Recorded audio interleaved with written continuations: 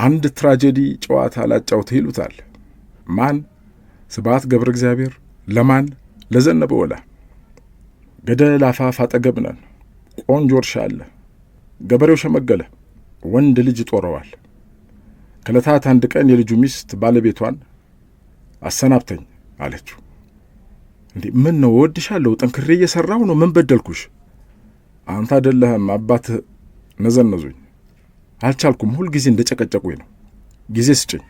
እሺ አላት።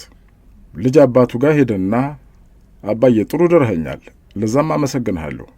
ቆንጆ ሚስት ነው የሰጠኸኝ። ነገር ግን በነገር ጉትጎታህ ሚስቴን ልታባረርብኝ ስለሆነ ወይ ዝም ትላለህ፣ አለበለዚያ ሌሊት ወስጄ ገደል ነው የሚጨምርህ። ልብ አድርግ። ዝም እላለሁ። ትክክል ነች። እሷ ምንም ያጎደለችብኝ ነገር የለም። እንደ ልብ ነው የምታበላኝ፣ በጣም ነው የምታከብረኝ። በሽታ ሆኖብኝ ነው እንደው ብሎ አባት ተናዘዘ። ከእንግዲህ አይለመደኝም። እድል ተሰጠው።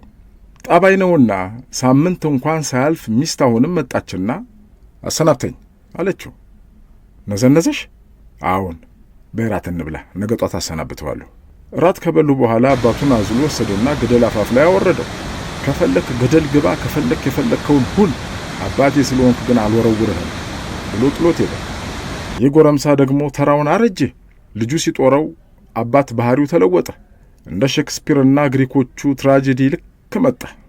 ቀደም ብዬ ያልኩህን አባት ደገመ።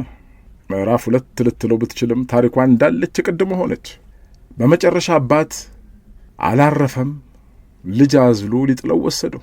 አፋፍ ሲደርሱ የታዘለው እዚያ አውረደኝ፣ እኔም አባቴን ከዚህ አላሳለፍኩትም። አየህ፣ ከረጅም መገረምና መደነቅ በኋላ ሕይወትን በመሳቅ በማዘን ለማሳየት ታላቅ ኃይል የተቸራቸው ወይዘሮ ናቸው እንግዲህ የነገሩኝ ይሄን።